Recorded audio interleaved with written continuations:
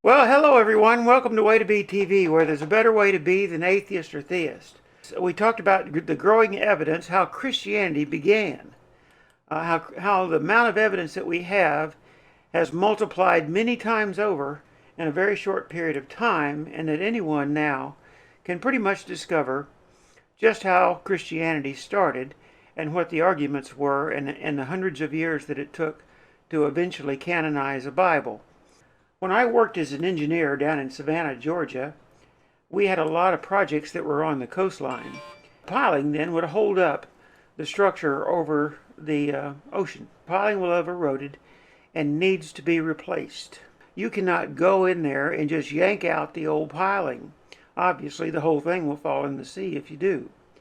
But instead, you drive new piling at an angle in underneath the old structure and just outside the old structure, and you attach the old structure to the new piling. And the old piles that are driven underneath the structure eventually erode and fall away on their own, and the structure's weight then becomes bearing on the new piling. And so the motto of the story is basically that it's taking away the old is only advisable after the new is introduced. Rabbinic tradition in Judaism, there is what's called Haggadah and Halakha. And Haggadah is a traditional story that might be told. For instance, the Passover Seder, the Exodus. You would tell the story of Moses and the people leaving Egypt and of their travels out of Egypt and all of what happened. Versus Halakha, which is the teachings about life that come out of these stories. Early Christianity was just driving new piling in a way. It was just driving new support underneath old ideas as the new ideas came on board and the old ideas kind of faded away. So they were creating their own Christian Haggadah and their own Christian Halakha from the Jewish Haggadah and the Jewish Halakha that they were familiar with. For instance, the Haggadah, the story related to Moses, might talk about Moses parting the water, or God parting the water at Moses' command. Moses parted the water and Jesus walked on the water. The Haggadah, the teaching in both cases, is presented in an allegorical dilemma. In Moses' case, Pharaoh's army was coming, and because of his faith in God, he was able to go through the sea. This is a supernatural story, a supernatural allegory. He was able to go through the sea and escape captivity. And for the Greek writer, the storm at sea was the dilemma. Moses was saved by faith in God, but Peter began to sink when Jesus told him to come to him because of Peter's lack of faith in Jesus. And so that's Haggadah and Halakha. Well, Jesus also introduced the new without tearing down the old. And he said, I did not come to tear down the law.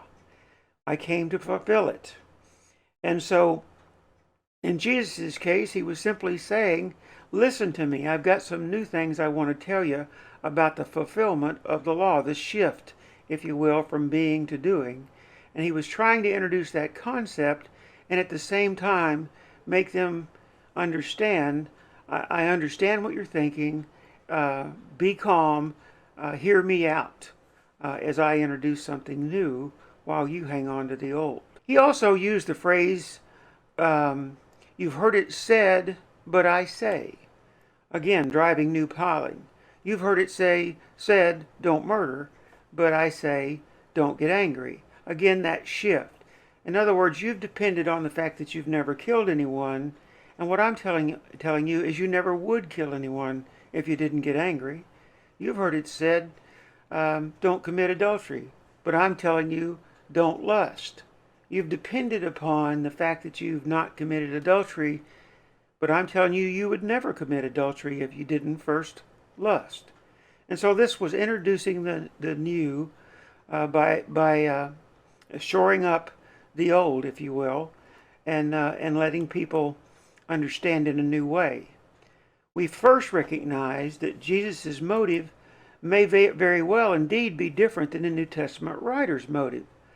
He was not starting a new religion, but the ancient writers, the anonymous writers, were starting a new religion. Their motives were to build the Christian religion. His motives was for people to shift their thinking.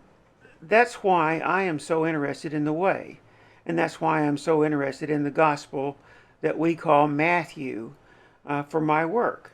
Mark was the first gospel, and the ancient writer said Jesus was a great teacher, but he doesn't reveal much of Jesus' teachings. Luke is the third gospel. He was a follower of Paul, or someone who traveled with Paul, the anonymous writer, and he was the same anonymous writer who wrote the book of Acts. John is the last gospel toward the end of the century, toward the end of the first century, and it's totally different than the other three. It wasn't until like AD 95 that John, the anonymous writer who wrote what we later called the book of John, has Jesus saying that he is God. The escalation from the earliest gospel to the last gospel tells us very well that as time went along, the opinions were getting stronger, the claims were getting bigger. It's like all things that develop in that way. Christianity attempts to harmonize the gospel, as if the writings in the scuttlebutt of the first century was consistent.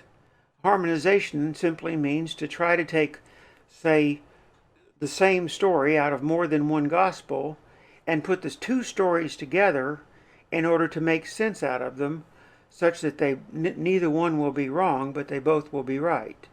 And that is virtually impossible to do. Harmonization can't be done with mutually exclusive stories. It just simply creates a fifth story. Scholars today believe that you should not harmonize gospels, that when you try to harmonize gospels, if you tried to harmonize all four gospels, you simply would get your own gospel, the fifth gospel. Each ancient writer in the New Testament has his own axe to grind. Gospels cannot and should not be harmonized. So what created Jesus' following? They were called people of the way. If it wasn't supernatural stunts that Jesus was doing, it had to be his teachings. And that's why I use Matthew, the second gospel, the gospel that we later named Matthew. The anonymous writer includes more of Jesus' teachings and sayings than any other gospel. In other words, Matthew is where you find out the sayings and the teachings of Jesus. In the Gospel of Matthew, though, there are 5 discourses, they call them, 5 speeches, if you will.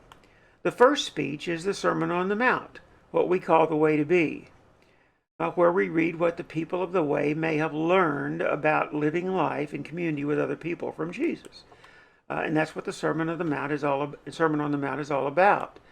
That's the second speech that Jesus gave, are him teaching his disciples the attitude to have as they go out. If someone rejects you, just kick the dust off your feet and go on, and things like that. The third one is a long list of parables. It's from this list, from this third speech that's put together, which is just a bunch of parables, that I get the kingdom of heaven parables. What is the kingdom like? What is the kingdom of heaven may be compared to? It's where I get that, for the kingdom of heaven teaches that we do. And most people do not realize in Christianity today that in the Gospels, there are no golden streets. There are no gates of pearl. There are no mansions. Just everyday people doing everyday stuff, learning how their attitude affects their results and their comfort and their contentment within the circumstances described in those parables. And that's all it is within Jesus' teachings. It's not until the end of the first century, in about AD 100 or 110, that we get the book of Revelation. And in the book of Revelation is where we find the golden streets and the gates of pearl. And so we need to understand that speech that's in the Gospels, that is actually in the Gospel, that speech, that list of parables, is actually in Matthew. And there are no golden streets and no gates of pearl and no mansions. The fourth speech is a how-to discourse concerning the church and church discipline and those kinds of things. And that particular discourse, I think, may have been added by the ancient writers, the anonymous writers who wrote the gospel, because Jesus was not trying to start a religion. He was trying to teach a group of people that the Romans referred to as people of the way. When Paul was a persecutor of the Christians, he asked for letters that he might take them with him on his travels, such that he might, if he found people of the way, he could bind them and bring them back to Jerusalem. And so that's where the title People of the Way came from. It's from this idea that their enemies referred to them as people of the way. But one thing is for certain. Every scholar must admit that the New Testament writers may have copied other writings no longer available today. We have discovered so many manuscripts, so many other gospels, so many other letters, so many other apocalypses like Revelation, that we already know there was a lot floating around in those first few centuries. These writers also may have made up their stories out of whole cloth.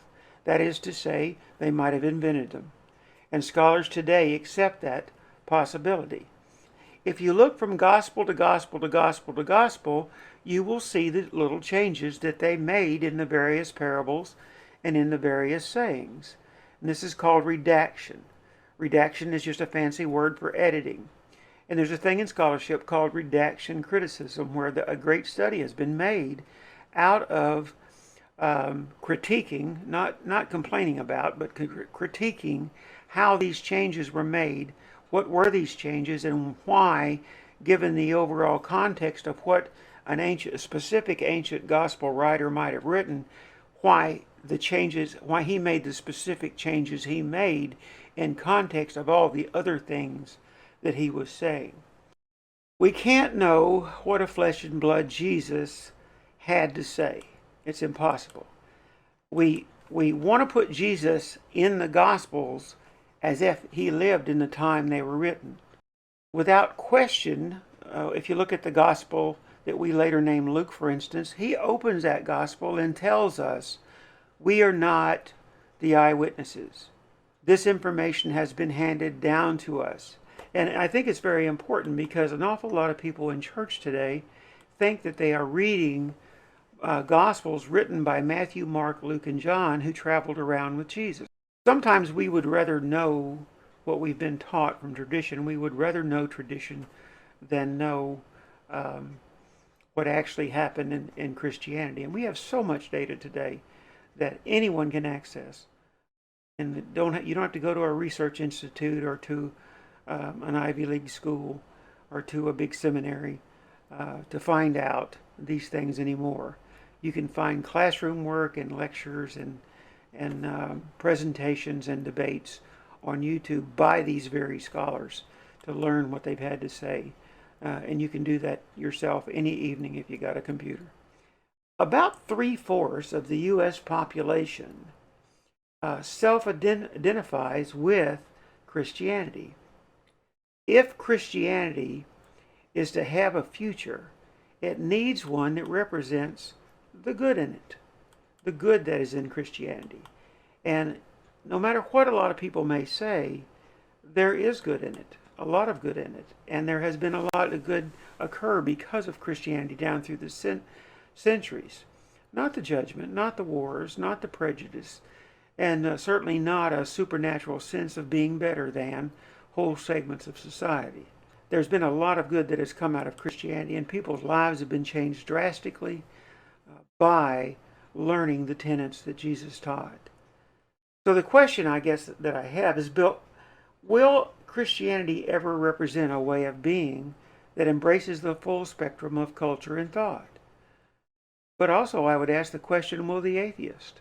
Will the atheist ever lose the need to tear down who Jesus was when the atheist also could not possibly know who Jesus was? All he can know is the same thing that Christians today can know, and that is what was written in the ancient text that we have used to form the canon of the Christian religion. That's all. In reality, what happened decades before that, what's behind that curtain of ancient writings that goes back to a real flesh and blood Jesus, we cannot know for sure. But I happen to think that by studying the sayings and teachings of Jesus without the supernatural, in other words, studying those sayings, that we might discover just why the people of the way followed Jesus, just why they thought that Jesus could change their lives and was worth listening to. There really is a better way to be than atheist or theist. And that's, to me, that's what we can salvage out of the Gospels, and what would be important to salvage out of the Gospels. So next Thursday night, when we broadcast the show, she'll be sitting here in the living room with me, and we'll have a camera on her and one on me, and we'll be here together at the same time. So you guys have a great week, and thank you very much. Here are the credits.